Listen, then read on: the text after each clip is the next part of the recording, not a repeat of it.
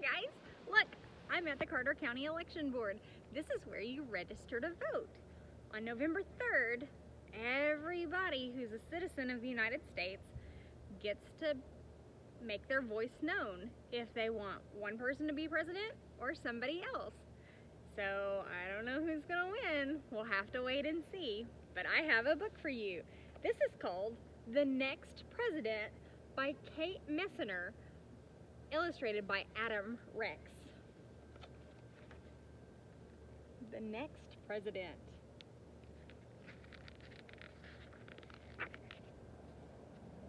The unexpected beginnings and unwritten future of America's presidents. Quick, name the President of the United States. Today, the President of the United States is Donald Trump.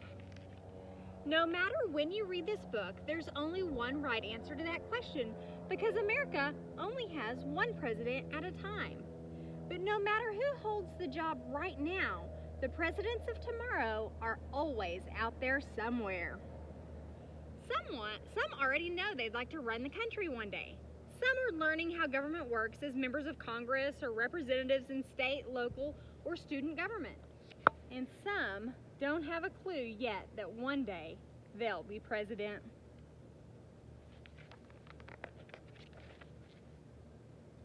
'1789. When George Washington became first president of the United States, there were 9 future presidents already alive in America. 4 of them were working alongside Washington in the nation's new capital. President number 2, John Adams, was Washington's vice president.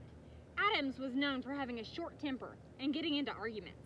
He was the only one of the first 5 presidents who didn't enslave people. President number 3, Thomas Jefferson, served as Secretary of State. In 1776, he had written the Declaration of Independence, which includes the words, "All men are created equal," even though Jefferson enslaved hundreds of people on his Virginia plantation. President number 4, James Madison, had grown up on a plantation in Virginia and now represented that state in the nation's new Congress. Madison wasn't always easy to hear with his quiet voice, and he ended up being America's smallest president. And Madison was 5 feet 4 inches tall and only weighed about 100 pounds. President number 5, James Monroe, had run for Congress too, but he lost to Madison. Monroe would be elected to the Senate the following year. Like many other future presidents, he'd intended to study law in college, but he dropped out to join the Army.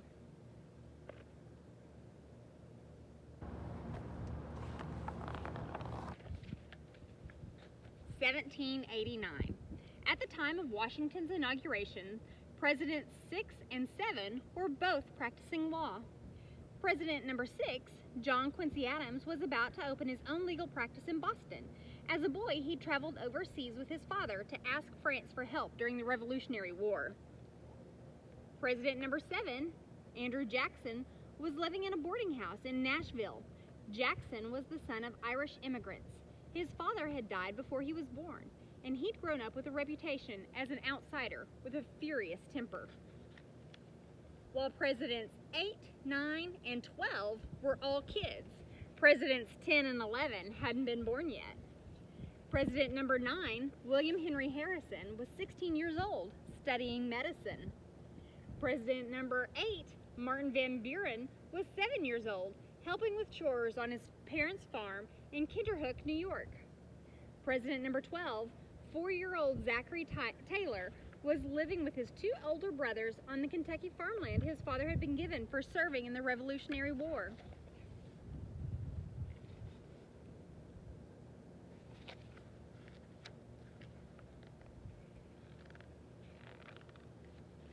Snapshot. After 19 years in law and politics and another 23 years before he'd be president, Andrew Jackson was running a Tennessee cotton plantation. He'd been in fights and duels before, but at this time it was more serious. It all started when a man named Charles Dickinson accused Jackson of cheating on a horse bet and insulted Jackson's wife. Dickinson fired the first shot and hit Jackson close to his heart, but before Jackson fell, he fired back, killing Dickinson. The bullet that hit Jackson was too close to his heart for doctors to remove, and Jackson would carry it with him all the way to the White House in 1829. Snapshot. 33 years before he would be president, Abraham Lincoln was on his way to New Orleans working on a Mississippi riverboat full of farm produce. Lincoln cooked, navigated, and did whatever else was needed to help out.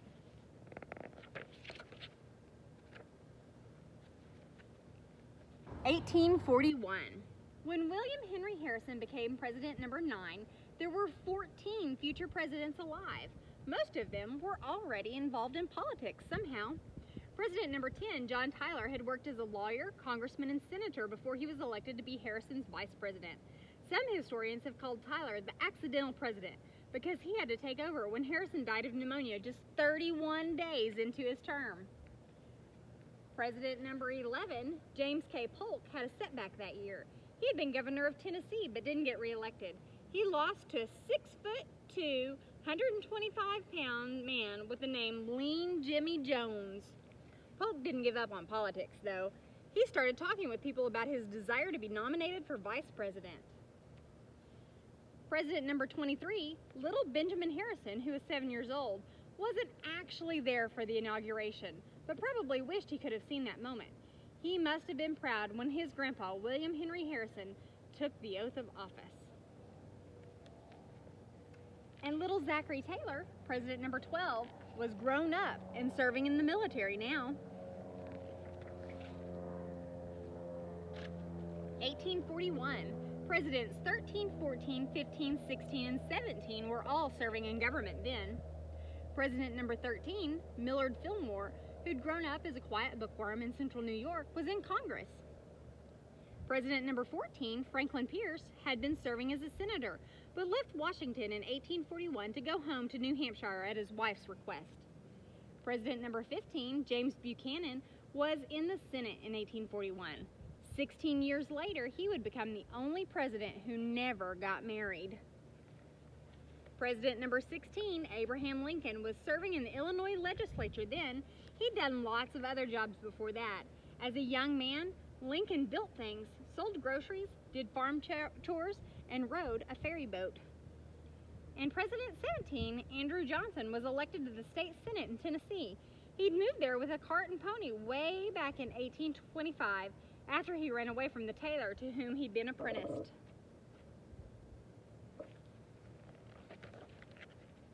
(1841). Presidents 18 and 19 were both in college in 1841. President 18, Ulysses S. Grant, was attending the United States Military Academy at West Point, preparing for his time in the armed forces. President number 19, Rutherford B. Hayes, was studying at Kenyon College, preparing for a career in law. He had a reputation as a pretty good cook, even though cooking in student rooms was against the rules. President 20, James Garfield, was working out on an Ohio farm with his brothers and his mom. Presidents 20, 21, and 22 were all busy growing up. President 21, Chester A. Arthur, was in school, but he moved around a lot with his father, a preacher who traveled from town to town. President 22, and later President 24, Grover Cleveland, also had a dad who was a preacher. His family traveled from church to church too. Whenever he could, he snuck away to fish. For President 23, you have to see page 14. He was the little boy. Snapshot. After serving in the Illinois General Assembly and losing a race for U.S. Senate, Abraham Lincoln finally made it to the White House and brought along 2 goats, Nanny and Nanko. Nanny used to get in trouble for eating blossoms out of the flower beds. Lincoln wasn't the only president with a penchant for pets. Warren Harding had an Airedale named Laddie Boy, who used to attend cabinet meetings with the president. When Calvin Coolidge was in the White House, Mrs. Coolidge had a raccoon named Rebecca that she took for walks on a leash.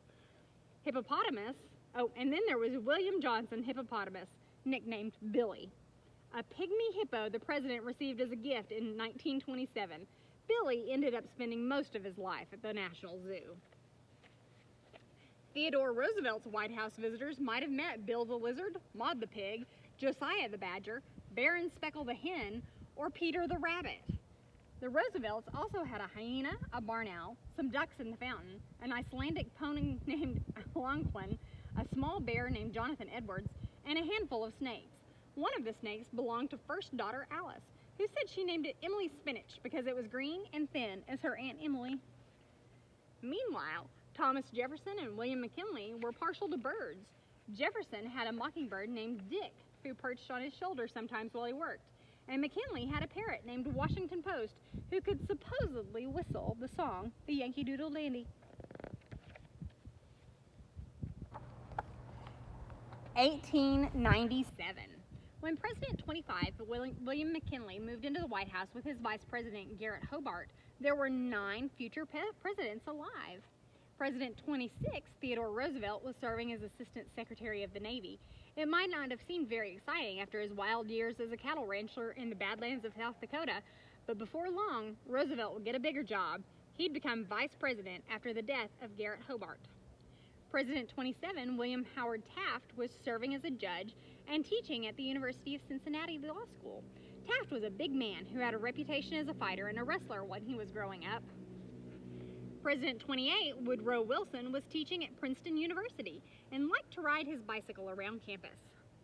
President 29, Warren Harding, was running the Marion Star, an Ohio newspaper he purchased with 2 friends.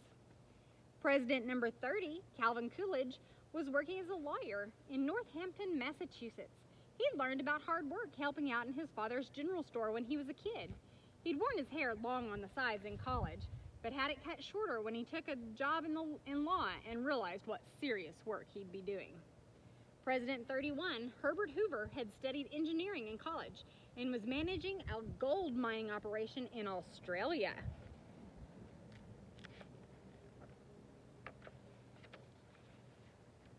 (1897). Presidents 32, 33, and 34 were kids then. President number 32, Franklin Delano Roosevelt, was 15 and loved sailing when his family vacationed in Maine. Roosevelt was a collector too. He kept detailed notebooks about his postage stamp, bird nest, and egg collections. President 33, Harry Truman, who was turning 13 that year, played piano and loved to read, especially biographies. Later on, before he became president, he would work as a timekeeper for a railroad gang and spend time farming cows and pigs. President 34, 7-year-old Dwight D. Eisenhower, was helping out in family garden with his brothers. The boys also worked at their father's creamery after school. When he had free time, Dwight liked playing baseball and football. Snapshot. Theodore Roosevelt wins the prize for president, who had the most adventures on his way to the White House. After he finished law school, he took off for Europe and climbed the Matterhorn in the Alps. He moved out west for a while, bought a ranch in South Dakota, and spent his time riding, roping, and hunting. Even after Roosevelt became vice president in 1901, he snuck off to explore. He was climbing Mount Marcy, the tallest peak in the Adirondacks, when a messenger arrived to tell him President William McKinley had taken a turn for the worse after being shot by an assassin in Buffalo. Roosevelt left for Buffalo the next day, but McKinley died before he got there. Roosevelt was sworn in as president before he could even unpack his bags. At 42, he became the youngest president to take office.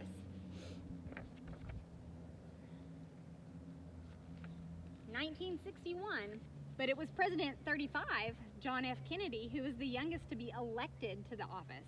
Kennedy was 43 years old when he took the oath of office. The next 10 presidents were alive then, too, scattered all across the country. President 36, Lyndon Baines Johnson, was serving as JFK's vice president. That was a fancier job than the others he'd held. As a kid, Johnson had shined shoes and picked cotton. After high school, he'd moved out to California to pick oranges and wash dishes to earn money for college.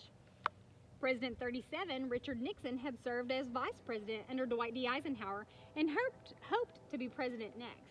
But he lost the 1960 election to Kennedy, so he left the White House and moved back to California. Many people think our nation's first televised debate had a big role in Nixon's defeat. TV was new then. Nixon didn't practice as much as Kennedy did, and he also refused to use professional makeup, even though he'd been in the hospital recently. After the first debate, his mom called him on the phone to ask him if he was feeling all right. I'm fine, Mom. 1961. President 38, Gerald Ford, was serving in Congress. He'd come a long way from his awkward teenage years when he bought his first car, a $75 Ford Coupe with a rumble seat, and promptly set it on fire by covering the hood with blankets on a winter night while the engine was still hot. President 39, Jimmy Carter, was running a peanut farm in Georgia and serving on his local school board. President 40, Ronald Reagan, was working as a TV host. Before becoming president, he also announced play-by-play sports on the radio, acted in movies, and served as governor of California. President 41, George H.W. Bush, wouldn't lead the nation for another 28 years, but in 1961, he was president of an oil exploration company called Zapata Offshore.